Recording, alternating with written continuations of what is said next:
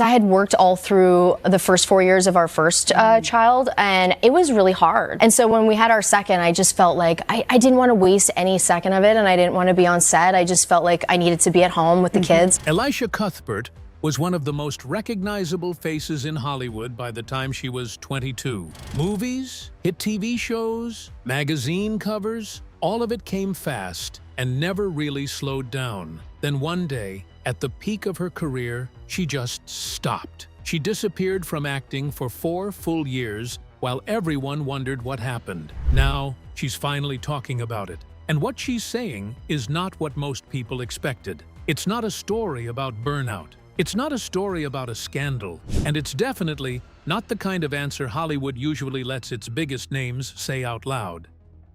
The role that made her famous overnight. Before we get into why she left, you have to understand how fast everything happened for Elisha Cuthbert in the first place, because that speed is actually the reason the disappearance made so much sense later. Elisha grew up in Calgary, Canada, and started acting as a kid, picking up small parts on local Canadian productions before she'd even hit her teens. She didn't come from a family with industry connections.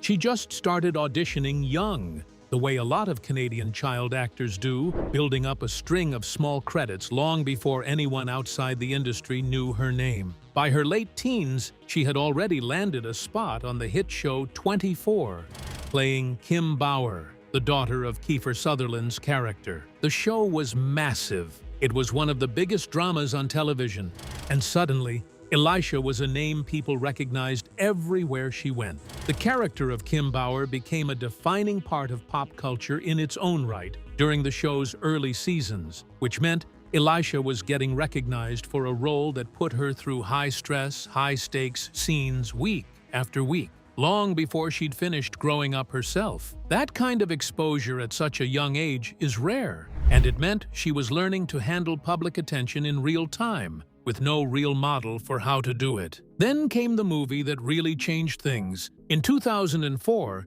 she starred in The Girl Next Door, a comedy that became a defining film of that whole era. The movie made her one of the most talked about young actresses in the business almost overnight. She followed that with Old School, another huge comedy hit, and her name started showing up everywhere. Magazine covers, talk shows, red carpets. Here's the thing people don't always think about. Elisha was barely in her 20s when all of this happened. She didn't get years to grow into fame slowly. It hit her all at once, while she was still figuring out who she even was as a person, separate from the roles she was playing. That kind of speed builds a career fast, but it also sets up a pattern that's really hard to break later. The constant need to keep working, keep saying yes, keep showing up, because that's just what you do when the opportunities keep coming. And for the next several years, that's exactly what she did. The grind nobody talks about. What followed, The Girl Next Door wasn't a slow, comfortable career. It was a non-stop run of work that lasted well over a decade, and almost nobody outside the industry realizes how relentless that actually was. After her early movie success, Elisha kept booking projects steadily. She went on to star in Happy Endings, a sitcom that ran for several seasons and built her a whole new audience who knew her from comedy instead of action drama. Between 24, her film roles, and Happy Endings, she basically worked back-to-back for more than 10 years straight. New show, new movie, new press tour, repeat. In between those bigger projects, she was also taking smaller film roles to keep working consistently, parts in movies that didn't always make headlines, but still meant travel, auditions, and time away from any kind of settled routine. Happy Endings in particular required a completely different kind of performance than what she'd built her name on. It was a fast, joke-heavy ensemble sitcom, and shifting from teen drama to broad comedy meant relearning her own timing and rhythm as a performer, essentially starting over creatively while still carrying the public expectations that came with being already famous. People who aren't in the entertainment industry sometimes picture acting as glamorous and easy. Show up, say some lines, get paid. The reality for someone working at Elisha's level during those years was a lot closer to a never-ending job with no real breaks. Long shooting days, press obligations stacked on top of filming, constant travel, and underneath all of it, the quiet pressure that comes with being a known face. The sense that if you stop, even for a little while, people might forget about you. Or worse, someone else might take your spot. Elisha kept going through all of it. She built a real, lasting career out of that grind, which is honestly rare. A lot of actors who blow up fast in their early 20s don't last past their late 20s. She did. But there's a cost to that kind of constant output that doesn't show up right away. It shows up later, usually right around the time life hands you something bigger to think about than your next project. For Elisha, that something bigger arrived in the form of a completely different life, one that had nothing to do with sets, scripts, or cameras at all. The marriage that quietly shifted everything. Somewhere in the middle of all that non-stop work, Elisha's personal life took a turn that would end up mattering a lot more than any single role she ever played. She met and eventually married Dion Phaneuf, a professional hockey player who spent years in the NHL playing for teams like the Calgary Flames and the Toronto Maple Leafs, where he served as team captain for several seasons. Being married to a pro athlete comes with its own version of a demanding schedule. Different cities, different seasons, a life that moves around constantly, depending on trades and team schedules. It's a lifestyle that requires flexibility and, honestly, a willingness to put down roots somewhere new more than once. The two of them actually met years before they got married, having known each other socially for some time before their relationship turned romantic.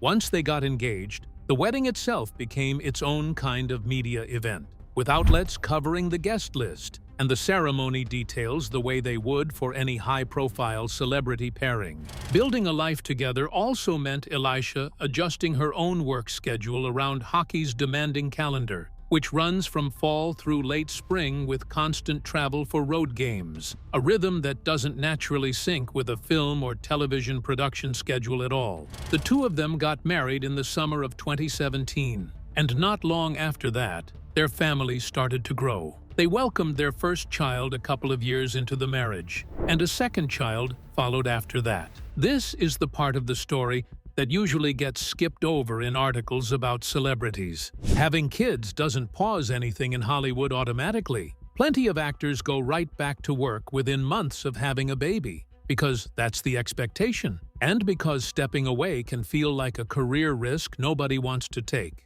Elisha did go back to work after her first child was born. She kept acting, kept showing up, kept doing exactly what she'd always done. But something about that experience stuck with her. Working through the early years of her first child's life, while still trying to be present as a mom, turned out to be a lot harder than she expected. And that difficulty is the actual reason everything changed when her second child came along.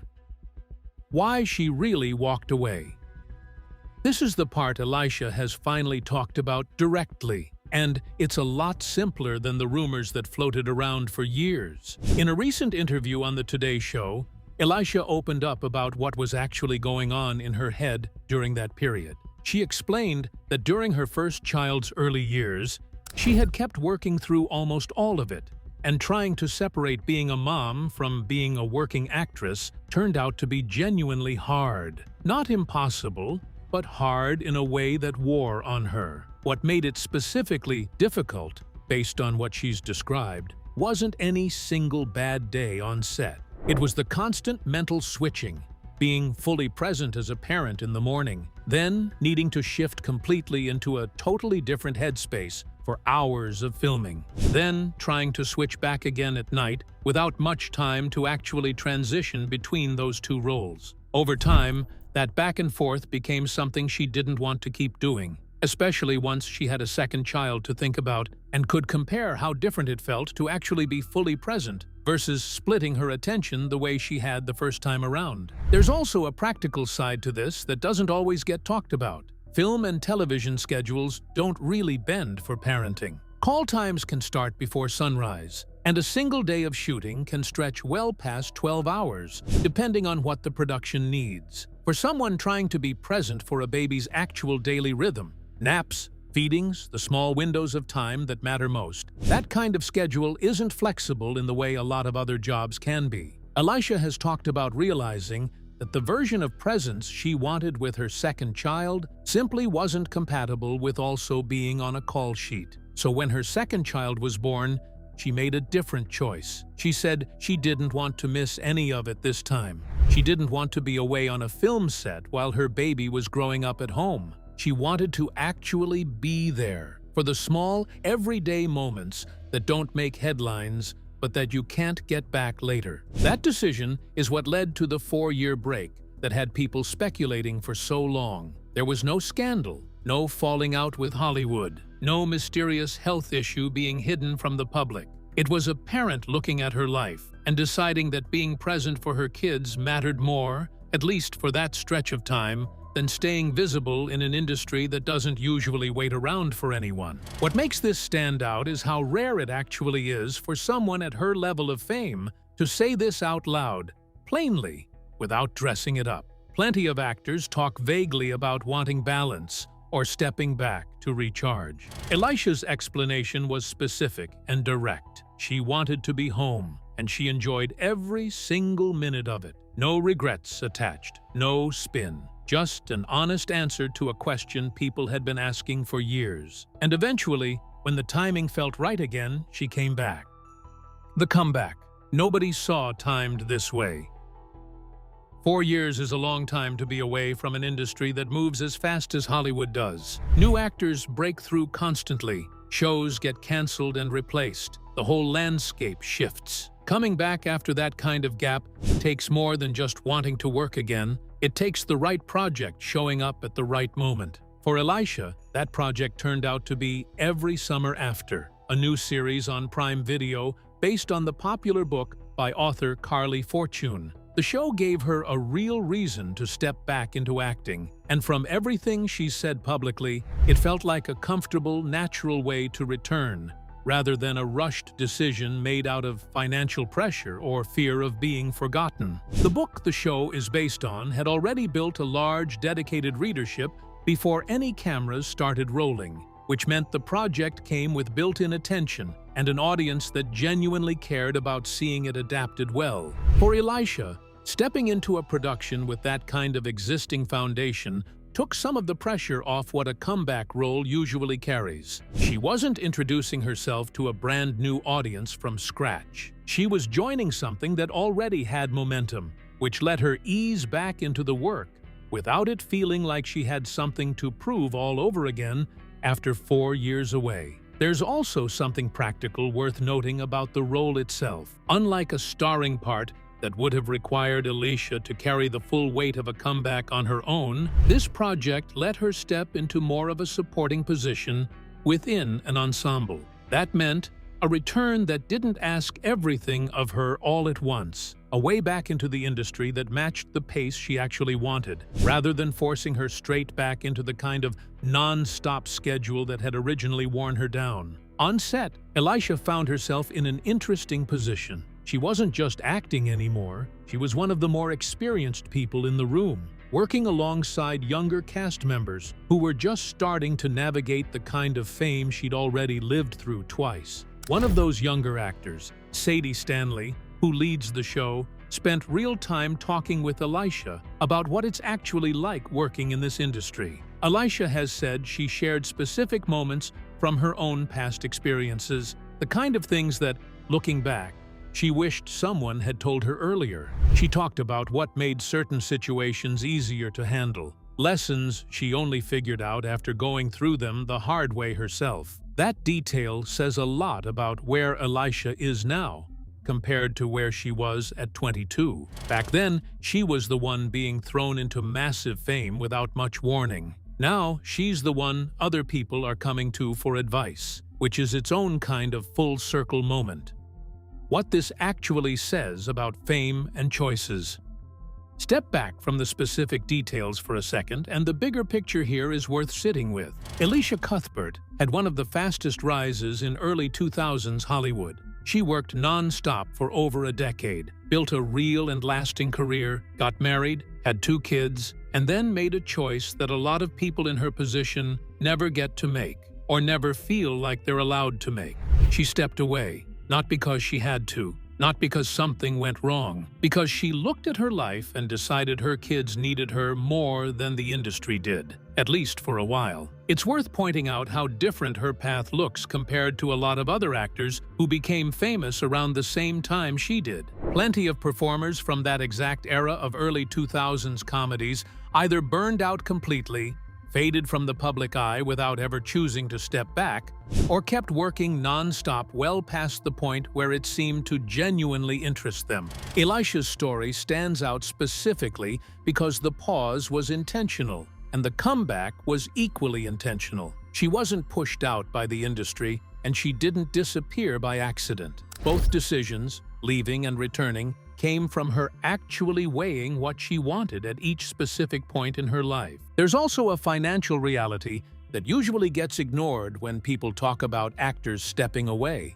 Not every performer who became famous in their 20s built up the kind of security that makes a 4-year break realistic. Walking away from steady income for that long is a genuine risk, one that requires either real financial planning or a level of comfort that not everyone in this industry actually has, regardless of how famous they were at one point. Elisha's ability to make that choice and stick with it says something about decisions she made earlier in her career. Not just the decision to leave itself, it also says something about how she structured her professional life in the first place. Spreading work across film, a long-running television drama, and a multi-season sitcom isn't just a varied resume. It's a way of building income from several directions instead of relying on one project at a time, which tends to be exactly the kind of foundation that makes a long, deliberate break possible later without it turning into financial panic.